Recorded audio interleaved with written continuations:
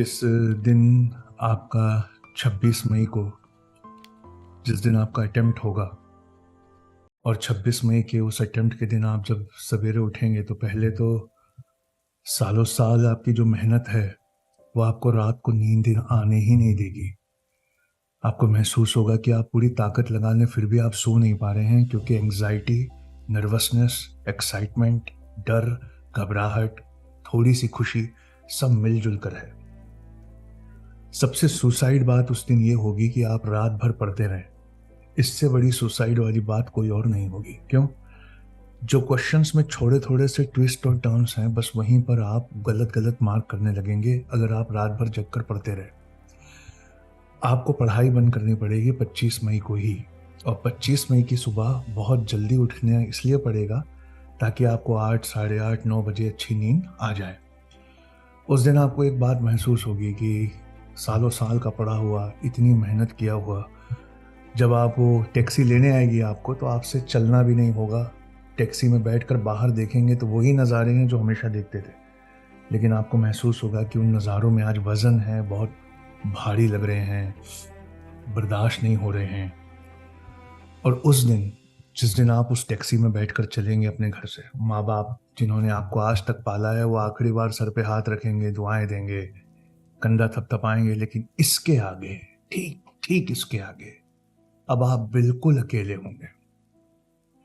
जो दोस्तियां आपने की, जो लोगों के साथ आप रहे, जिनसे इमोशनल कनेक्ट बनाया, जिसने आपको पढ़ाया, जिसने आपको पाला, अब आपके साथ कोई नहीं रहने वाला है। एकदम नया नज़ारा होता है, बिल्कुल बिल्कुल नया नज़ारा होता है। और आप उस दिन निकलेंगे और बाहर आपको खड़ा किया जाएगा। बहुत देर आप इधर उधर देखते रहेंगे, लोग पढ़ रहे हैं, आखिरी समय तक पढ़ रहे हैं। फिर आपके दिल में एक बात आती है कि क्या मुझे भी पढ़ना चाहिए। फिर आपके दिल में एक बात आती है कि नहीं यार, मैंने अच्छी पढ़ाई की है, मुझे पढ़ने की ज़रूरत नहीं है। कई लोग हैं जो बाहर खड़े होकर लास्ट मिनट तक पढ़ रहे होंगे। इतने सारे इमोशनल बोझ के साथ जब आप अंदर जाएंगे तो पहला पेपर ही आपको एग्जॉस्ट कर देगा। पहले पेपर के ही अंदर ट्विस्ट और टर्न्स। क्यों? वो जो 2 घंटे हैं ना, उस 2 घंटे में हमारी सारी शख्सियत का, जो हमारा अस्तित्व है, उसको चेक किया जाता है। और जैसे ही 11:30 बजने लगेगा, 11:15 बजते बजते आपके दिल में बात आ जाएगी कि मैंने कैसे किया है। 11 बजते बजते 11:30 बजे आपको निकाल कर बाहर फेंक दिया जाएगा रोड पर, उसी रोड पर जहाँ बैठने के लिए कोई पत्थर भी नहीं होगा। फुटपाथ होंगे, चिलचिलाती गर्मी होगी, 26 मई की धूप होगी। पर आपको पता है उस दिन जब आप बाहर बैठेंगे आपका खाने का भी मन नहीं करेगा, लेकिन आपको थोड़ा सा खाना पड़ेगा, इसलिए क्योंकि अगला पेपर आपको देना है। ये जो इमोशनल बोझ हम साझा करते हैं उस दिन, वो अच्छी अच्छी तैयारियों को उस दिन पानी में मिला देता है। किसी ने बहुत अच्छी बात कही कि सालों साल रिंग में प्रैक्टिस करना और रिंग में असली आखिरी दिन उतरना, इसमें जमीन आसमान का फर्क होता है। आपको इस इमोशनल परसिवरेंस से 7 बार गुजरना होगा। 26 मई के लिए 25 अप्रैल को आपके दिल में एक बात आएगी। 25 अप्रैल से आपकी पढ़ाई, अगर आपने आज से ध्यान नहीं दिया तो 25 अप्रैल से आपकी पढ़ाई नहीं हो पाएगी। फिर आप घूम घूम कर हर एक से मिलेंगे, मुलाकात करेंगे और आप उनसे कहेंगे, क्या मुझे इस साल देना चाहिए, क्या मुझे इस साल नहीं देना चाहिए, देना चाहिए, नहीं देना चाहिए। जब आपसे मिलने वाला कहेगा मैं भी इस साल नहीं दे रहा, तो आपका ये इरादा पुख्ता हो जाएगा कि मुझे भी नहीं देना चाहिए। जब आपसे वो इंसान मिलेगा जो कहेगा नहीं भाई मैंने तो तैयारी की है, मैं दे रहा हूं, तो आपका इरादा करेगा कि मुझे तो देना चाहिए। 25 अप्रैल तक मेंटल स्टेबिलिटी लाना बहुत ज़रूरी है। अगर 25 अप्रैल तक आपने अपने दिल और दिमाग को ठंडा नहीं किया तो याद रखिए 1 महीना पूरा आप पढ़ाई नहीं करेंगे, आप सिर्फ ये सोचने में गुजार देंगे कि मुझे ये देना चाहिए कि नहीं देना चाहिए। और जैसे ही आप देने की सोचते हैं तो सबसे पहली चीज़ जो दिल में आती है वो ये है, जो आज से गुजरेंगे आप, आज से जो 4 दिन है, सिलेबस इतना बड़ा है और टाइम इतना कम है, ये वो पहली सीख है जिससे आपको लड़ना होगा। इट्स टू इजी टू से कि नहीं साहब मेरा पेट में दर्द है, आते हैं मैसेजेस। ऐसे मैसेजेस कब आते हैं? ठीक प्रीलिम्स के, कल के टेस्ट के पहले भी आए, बहुत सारे आए। पेट में बहुत जोर से दर्द है, सर में बहुत जोर से दर्द है, हल्का सा बुखार है। इस संडे अगर आपके पेट में दर्द हुआ, हल्का सा बुखार हुआ, तो आप पेपर ना दें। लेकिन जब बच्चे पेपर देकर लौट कर आएंगे, उस वक्त आप बिल्कुल डिप्रेशन में चले जाएंगे। आप फ्रस्ट्रेट होंगे, आप डिप्रेस होंगे। आप समझ रहे हैं? तो सबसे पहले तो अपने आप से लड़कर अपने दिमाग की कंडीशनिंग, स्ट्रैटेजी नंबर वन आपकी स्ट्रैटेजी है, अपने दिमाग को ये बात समझा दीजिए और समझा कर ये बात उसको बता दीजिए, राजी करिए कि सिर्फ 4 दिन है और इतना बड़ा सिलेबस है जो मुझे करना है और मैं इससे भागने वाला नहीं हूँ। This is the first and foremost thing. फिर मेरा एक सवाल है स्ट्रैटेजी नंबर 2 बताने से पहले, लेकिन क्या अगर हम बहुत मेहनत करते हैं 4 दिन और कुछ अच्छा सा चंक इसका तैयार कर लेते हैं प्रेशर में, तो क्या वो काउंट होगा 26 मई को? क्या वो 26 मई को काउंट होगा? पक्का? हम जितनी भी तैयारी कर लें, ये हम जितने भी नंबर ला लें, ये नंबर 26 मई को काउंट नहीं होंगे। 26 मई को 26 मई के ही नंबर काउंट हो।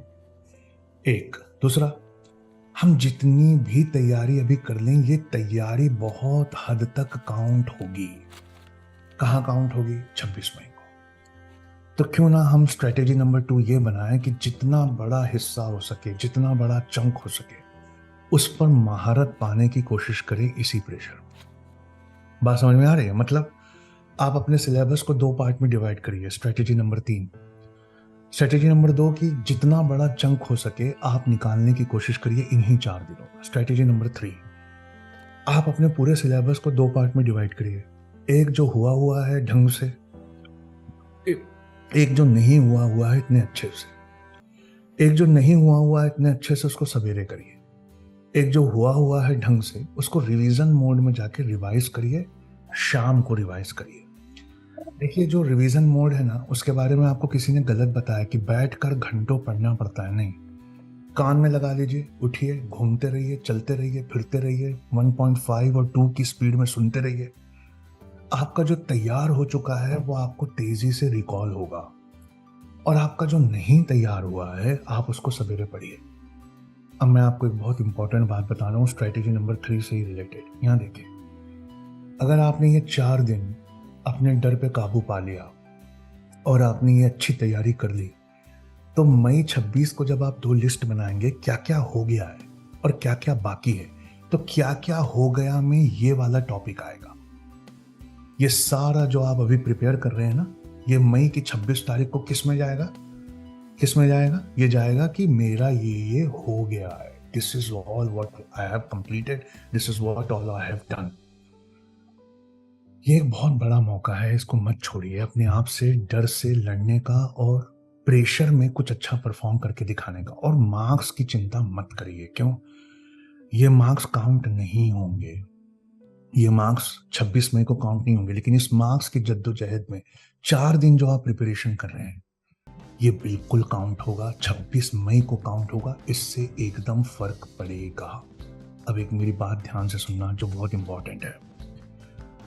आपने कभी एक कहावत नहीं सुनी? मैं आज आपको उस कंटेक्स्ट में समझाना चाहता हूँ।